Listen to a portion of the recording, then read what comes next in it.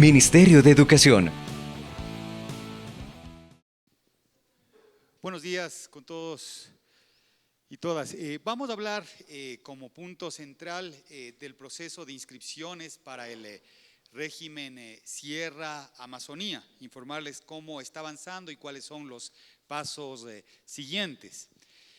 Una primera información general sobre cómo avanzó un proceso en Acosta, el anterior proceso para el año lectivo 2016-2017, con las inscripciones tanto ordinarias como las inscripciones continuas. Hasta el momento en la costa tenemos 239.896 inscritos. Recordar que todavía se pueden inscribir hasta 15 días anteriores a la finalización del primer quimestre. Esto implica que el número de inscritos en este año lectivo, inscritos que van por primera vez al sistema educativo fiscal, es prácticamente el mismo que el número de inscritos del año anterior en el régimen costa. En el caso de la sierra, recuerden que desde el mes de enero hasta la semana pasada estábamos trabajando únicamente con el autoservicio, es decir, las inscripciones por internet que podían hacer los padres de familia, y los resultados que tenemos hasta el momento es un total de 70.822 inscritos, 70.822 inscritos. El 18.9% de esos inscritos son estudiantes que están pasando de los otros sostenimientos, es decir, municipal, fiscomisional o particular, hacia el sistema fiscal. El día de hoy, 6 de junio, arranca la fase de inscripción también en sedes, es decir, a partir del día de hoy se pueden acudir a las sedes, pueden acudir los padres de familia a las sedes de inscripción, pero también el sistema de inscripción vía web está abierto y permanecerá abierto hasta el 18 de junio. Sigamos, por favor. ¿Quiénes pueden inscribirse a través del autoservicio? Pueden inscribirse todos los que ingresan por primera vez a educación inicial a primero de GB, y los traslados de las instituciones particulares, fiscomisionales y municipales hacia las fiscales. Hasta el 18 de junio, los padres de familia podrán seguir utilizando la web para este proceso de inscripción. ¿Quiénes obligatoriamente tendrán que inscribirse en las sedes? Son los aspirantes que tengan hermanos en el sistema fiscal, los que provengan del extranjero, es decir, que estén volviendo al Ecuador, los que hayan abandonado ya durante más de 2 años el sistema educativo, quienes requieran educación especializada o inclusiva, porque es necesario hacer una evaluación en las unidades de apoyo a la inclusión, los refugiados, quienes quieran una oferta intercultural bilingüe, y todos los que se están inscribiendo para educación nocturna. Sigamos, por favor.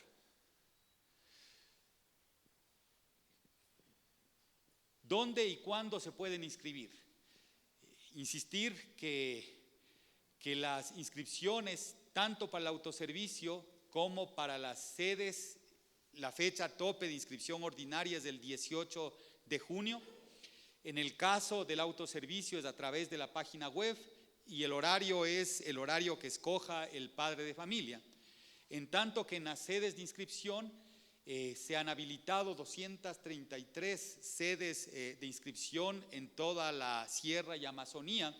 El horario de inscripción es de lunes a viernes de 7 a 19 horas y los sábados de 8 a 16 horas. Sigamos, por favor.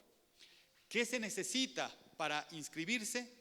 Se necesita la cédula de ciudadanía de la madre, padre o representante.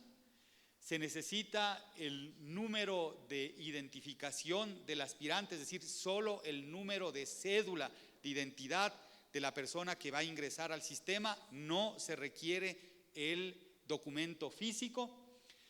Se necesita una planilla de energía eléctrica del domicilio del estudiante, y para traslados hacia el sistema fiscal se solicita la libreta de calificaciones del último año. Si no dispone de libreta de calificaciones o un documento que acredite el último año que cursó, es suficiente con que notifique de esto en el distrito para que se pueda hacer una evaluación y una ubicación en el año que corresponda.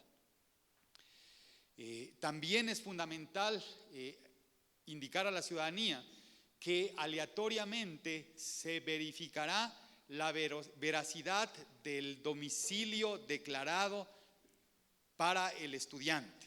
Es decir, cuando presentamos la planilla eléctrica, esa planilla eléctrica debe corresponder al domicilio del estudiante y el distrito educativo hará una revisión aleatoria de la veracidad de esa información.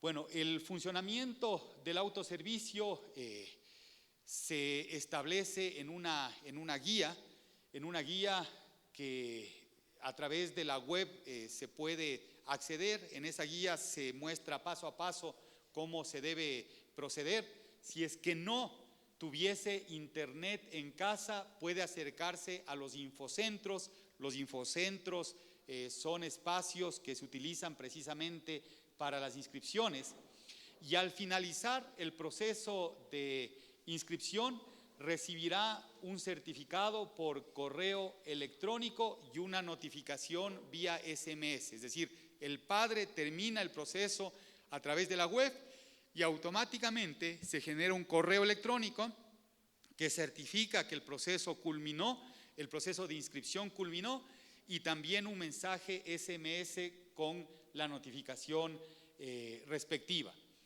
Pero también podrá consultar su inscripción en la página web juntos.educacion.gov.es. Sigamos, por favor. ¿Dónde están, dónde se realizará la inscripción en sedes? En las sedes, primero que nada, deben los padres saber que ninguna institución educativa emblemática es usada para sedes. Es decir, en el caso, por ejemplo, de Quito, no utilizaremos ni el 24 de mayo, ni el Mejía, ni el Montúfar. Las sedes no están en las instituciones emblemáticas. Cuando se inscribe en la sede no se entrega un certificado de inscripción, sino que el representante debe consultar que el proceso de inscripción culminó en la página web, y también recibirá un SMS y un correo electrónico con este certificado. De esta manera, lo que pretendemos es minimizar el uso de papel. La idea es caminar hacia procesos más digitales, reduciendo el uso de papel. Les había mencionado que están 233 sedes habilitadas en la costa y la Amazonía. El horario de atención está ahí especificado y se deberá acudir a estas sedes en función del número de cédula de identidad, del último dígito del número de cédula. Quienes tengan, es decir, si los padres, esta es la cédula de los padres, ¿no?, del padre o representante que está inscribiendo al estudiante, si la cédula termina en 1 y 2, deberá acudir el lunes. Si termina en 3 y 4, el martes. Si termina en 5 y 6, el día miércoles. Si termina en 7 y 8, el jueves. 9 y 0, el viernes. Y los sábados se atiende a todos los números de cédula de identidad. Sigamos, por favor. En las distintas zonas, ahí está el detalle de cuántas sedes se habilitaron por cada zona. Zona 1, 34, zona 2, 27, zona 3, 54, zona 5, 10, zona 6, 44 sedes, zona 7, 26, zona 9, 38 sedes, es decir, la ciudad de Quito fundamentalmente, o el distrito metropolitano de Quito. Para conocer cuál es la sede más cercana al domicilio, se puede consultar nuevamente en esta página web, juntos.educacion.gov.es. Pero aclarar El padre de familia puede acudir a cualquier sede para hacer la inscripción de su hijo. No necesariamente a la que está más cercana a su domicilio, porque si le es más conveniente acercarse a la sede más cercana a su lugar de trabajo, lo puede hacer.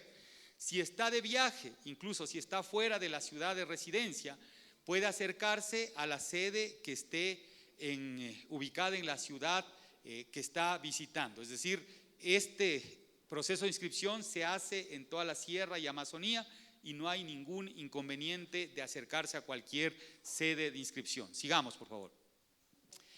El cronograma del proceso. La fase de inscripción va hasta el 18 de junio, tanto a nivel de autoservicio como en las sedes, y la fase de consulta va del 18 de julio al 30 de julio. Es decir, en esa fase de consulta, el padre de familia conoce a qué plantel educativo fue asignado su hijo. Sigamos, por favor. Para la consulta, que se hará del 18 al 30 de julio, los canales que usamos son los que aparecen en la pantalla. Se puede llamar a la línea gratuita 1-800-33-8222, que atiende de lunes a domingo de 7 de la mañana a 21 horas. Se puede consultar la página web juntos.educacion.gov.es, pero también nosotros, a los padres de familia que registraron un número celular, les enviaremos un SMS en donde se indique el plantel educativo al que fue asignado su hijo. Y las sedes de inscripción se convertirán, desde el 18 al 30 de julio, se convertirán en sedes de consulta. Sigamos, por favor.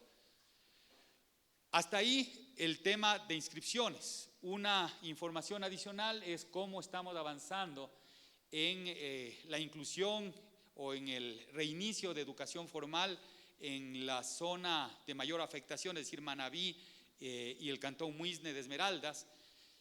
Al momento ya el 83.98% de estudiantes puede asistir a su plantel educativo. Decir que todavía algunos padres de familia tienen cierto temor de enviar a sus hijos a la escuela. Sin embargo, cada semana el nivel de asistencia está incrementando. Volver a recordar que al 4 de julio el 100% de los estudiantes deberán ya estar recibiendo educación formal. Sigamos, por favor. Bueno, hasta ahí la presentación. Si tienen cualquier pregunta, con mucho gusto respondo. Sí, buenos días, señor ministro. Efectivamente, Diana Puente nos va a hacer una pregunta. Señor ministro, muy buenos días.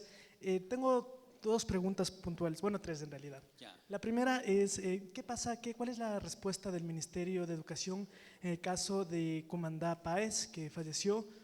Según en las redes sociales, ella no pudo cobrar los incentivos de jubilación. Entonces, la UNE también dice que hay otros casos y que no están procediendo. De acuerdo. ¿Podemos poner una lámina?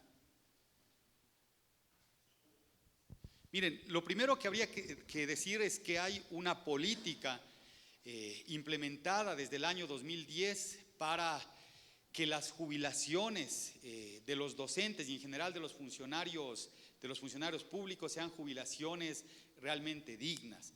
Que antes del 2010 prácticamente nadie quería jubilarse porque la pensión jubilar era paupérrima y además el incentivo no compensaba la salida, y ahí lo que teníamos es muchos funcionarios y docentes que pasaban incluso de los 70 años y no querían salir porque no habrían tenido forma de subsistir si es que salían. A partir del 2010 se incrementan y comenzamos realmente a generar un proceso de jubilación muy intenso. Y esta es la estadística de jubilaciones. Esta es la estadística de jubilaciones desde el 2011 hasta el 2015. 2011, 1.166 jubilados. 2012, 3.030 jubilados.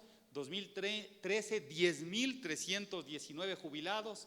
2014, 4.316 jubilados. 2015, 833 34 jubilados, total 19.665 jubilados con una inversión de $884.300.000. Es decir, aquí hay que notar un enorme esfuerzo del Ejecutivo precisamente para poder garantizar que los docentes que salgan del sistema tengan una salida digna y que una vez fuera del sistema educativo puedan vivir bien. Entonces, hemos tenido un proceso de jubilación intenso durante los últimos años. Sigamos, por favor.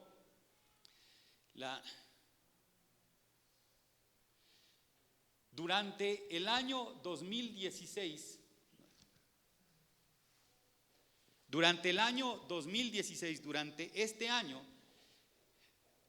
hemos jubilado a 376 personas, 115 porque cumplieron 70 años y 261 por invalidez o enfermedad catastrófica. Son 376 docentes con una inversión de $17.281.395. Para acreditar la invalidez o enfermedad catastrófica se requiere de un certificado del IES y para que pueda salir se debe aprobar en un comité interinstitucional la salida, se tiene que calificar. Entonces, una primera conclusión de esto que les expongo es que se ha trabajado muchísimo en materia de jubilaciones. Muchas, decenas de miles ya de personas que habían visto frustrado su deseo de jubilarse antes del 2010 han podido salir durante todos estos años. Eso como una panorámica general. En relación ya al caso específico de Cumandá, primero decir que yo lamento mucho la situación. Créanme que me consternó el hecho de que ella haya fallecido sin haber recibido su indemnización para la jubilación, porque nosotros como Estado tenemos que garantizar eso. Yo he pedido y he dispuesto que se haga una revisión de ese y otros casos en donde la tramitología burocrática entorpece el que se pueda dar una respuesta inmediata a este tipo de situaciones. Estamos haciendo esa revisión y si es que hubo negligencia de parte de algún funcionario, esa negligencia será sancionada, por un lado. Y por otro lado, ya hemos hablado, la subsecretaria Ana Cano, subsecretaria de Desarrollo Profesional, ha conversado con la familia y claro, se les va a garantizar. Lamentablemente lo que podemos hacer en este momento es solo garantizarle que la indemnización que le correspondía a Cumandá pueda ser entregada a sus familiares, a los herederos. Ese trámite se está haciendo. Y estamos revisando cada uno de los casos, insisto, en donde atentando contra la política gubernamental, contra la política establecida, contra las disposiciones dadas desde la propia autoridad educativa nacional, no se ha agilizado la salida de los Señor ministro, maestros. ¿tiene números de esos casos? ¿Cuántos otros casos hay? Estamos revisando porque puede ser que exista la solicitud de alguien por invalidez o por enfermedad catastrófica y sin embargo no haya certificado esa enfermedad con el IES. Entonces hay que hacer un análisis minucioso de cada caso. Y lo otro que también deben saber ustedes es que tenemos 4.000 trámites de docentes por jubilación voluntaria que saldrán ya a partir de que este mes de junio probablemente sea su último mes de trabajo, que se está en congruencia con el último acuerdo del Ministerio de Trabajo promulgado hace algunas semanas.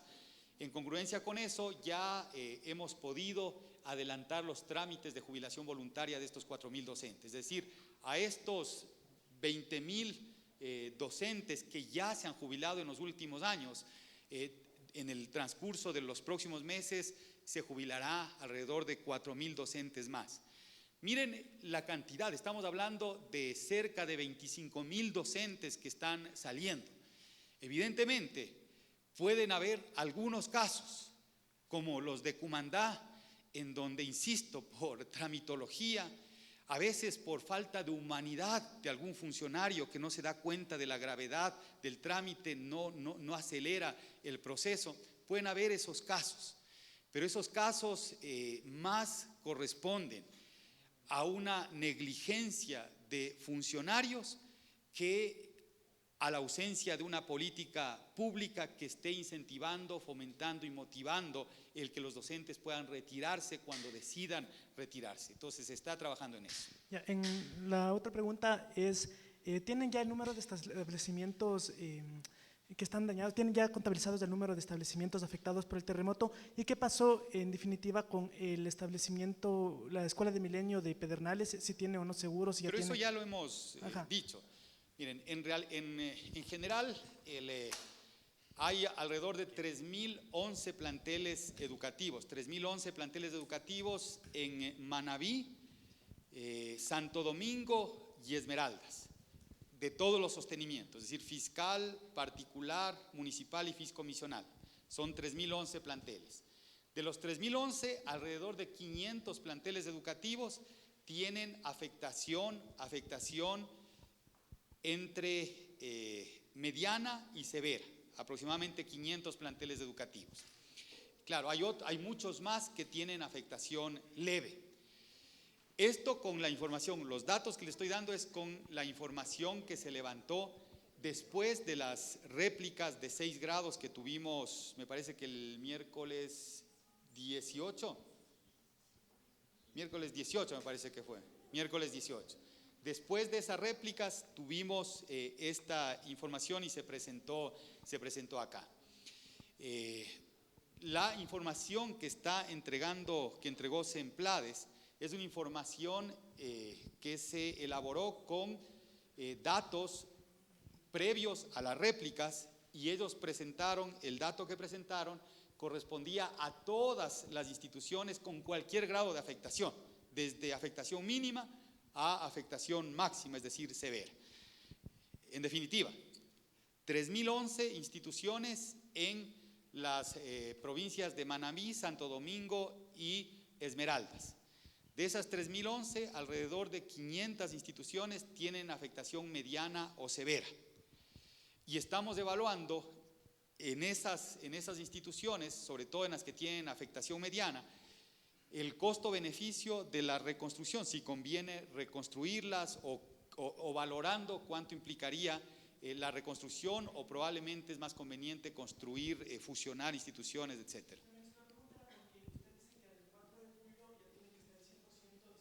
Sí. Ya. Cuando nosotros enfrentamos este tipo de situaciones, tenemos que dividir las acciones o las actividades en actividades de 3 tipos. La primera o las 2 primeras son de emergencia y estabilización y la tercera es la de reconstrucción.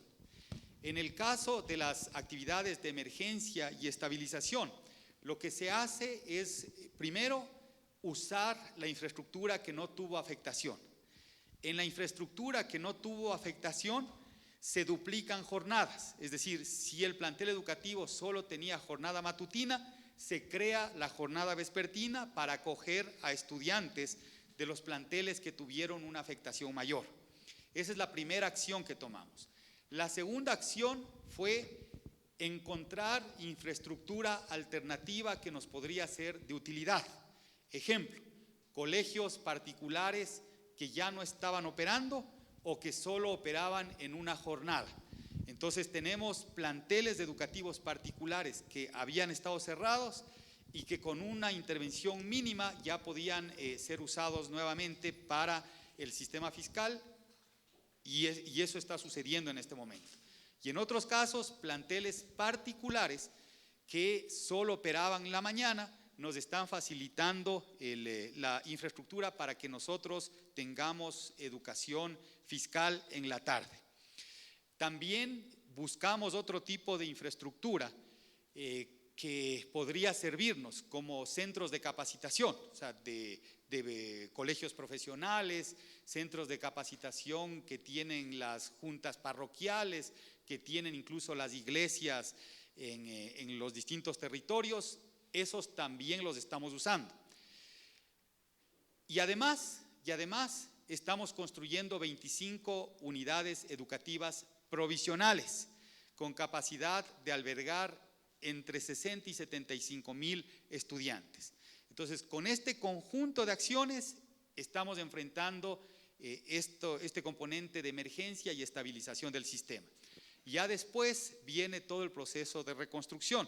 En el proceso de reconstrucción tendremos que, conforme vamos ya recomponiendo todas las escuelas con afectación mediana y severa, ya tendremos que ir trasladando a los estudiantes. Por ejemplo, si estaban en un centro de capacitación, ya se trasladan a la escuela que termina reparada. Entonces, esa es la manera como estamos enfrentando.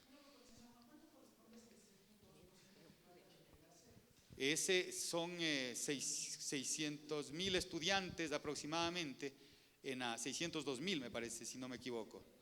602.000 estudiantes. Señor pero, ministro. perdón, pero los 602.000 estudiantes son de toda la zona de las 3 provincias.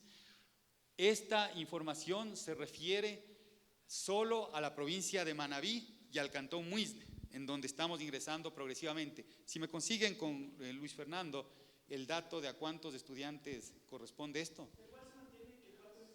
El 4 de julio todos los estudiantes estarán en clases, todos los estudiantes. Señor ministro, Carla Cerón de RTV. Buenos días. Buenos Señor días. ministro, ¿cómo se está manejando y qué controles están utilizando con el tema de la venta de drogas en los colegios?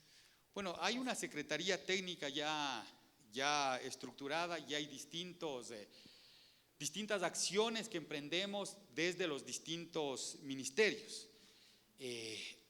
Cuando se trabaja en el tema, en el combate de las drogas, hay que trabajar en 2 dimensiones. Una dimensión es la de la oferta y la otra dimensión es la de la demanda. En la dimensión de la oferta, lo que se busca es desarticular las bandas que proveen, es decir, toda la mafia que está detrás de la distribución de droga. Ese trabajo lo realiza fundamentalmente el Ministerio del Interior con la policía, y también interviene, por ejemplo, el Ministerio de Justicia para que no quede en la impunidad, interviene la Fiscalía. Es decir, todo el control de la oferta se trabaja desde las instancias de seguridad. Y desde el lado de la demanda, nosotros trabajamos con actividades fundamentalmente preventivas.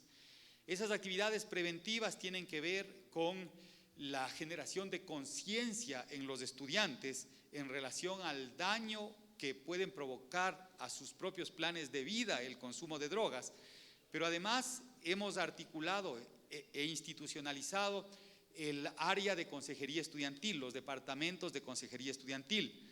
Hoy, alrededor de 1.500 instituciones educativas ya cuentan con un departamento de consejería estudiantil y las instituciones con más de 900 estudiantes tienen un consejero estudiantil por cada 450 estudiantes. Es decir, eso ya está establecido. Además, existen rutas y protocolos para atender los casos vinculados a drogas que se produzcan en cada plantel educativo. Por ejemplo, si se detecta consumo de droga, inmediatamente ya hay un protocolo establecido para trabajar con el Ministerio de Salud y que se trate esto como un problema de salud pública, es decir, se pueda atender al estudiante. Coordinamos también con el MIES y con las propias autoridades del plantel para hacer un abordaje sistémico del problema. Y si es que, por ejemplo, se detecta alguna vinculación de un estudiante con estas bandas de microtraficantes, Se tiene también ya establecido un protocolo de tal manera que se pueda reportar al Ministerio de Interior, a la policía, y se pueda actuar desde esas instancias. Es decir, ya está diseñado todo un plan. Además, hemos puesto mucho énfasis en 33 circuitos educativos, que son 33 circuitos educativos priorizados, que es donde mayor incidencia de distribución de droga la policía ha definido que existe.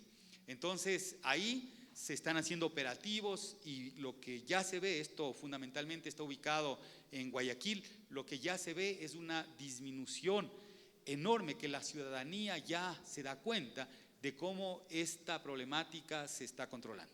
¿Existe alguna estadística, alguna cifra que se ha encontrado en algún colegio tal vez? Bueno, existen ciertas estadísticas. Se hizo una encuesta, me parece que en el 2011, el anterior CONCEP hizo una encuesta en el 2011. En el 2014 se hizo más que una encuesta, unos ciertos estudios de caso, y vamos a preparar una primera gran estadística nacional con la Secretaría. Esta es responsabilidad de la Secretaría, en coordinación con el INEC. Vamos a preparar una línea de base, es decir, una especie de censo nacional sobre la problemática de las drogas, precisamente en este año. Lo que habría que decir es que, si bien este es un problema que nos preocupa muchísimo y del cual nos estamos ocupando con toda la institucionalidad, un problema que el propio presidente ha definido que sea prioridad de la acción presidencial.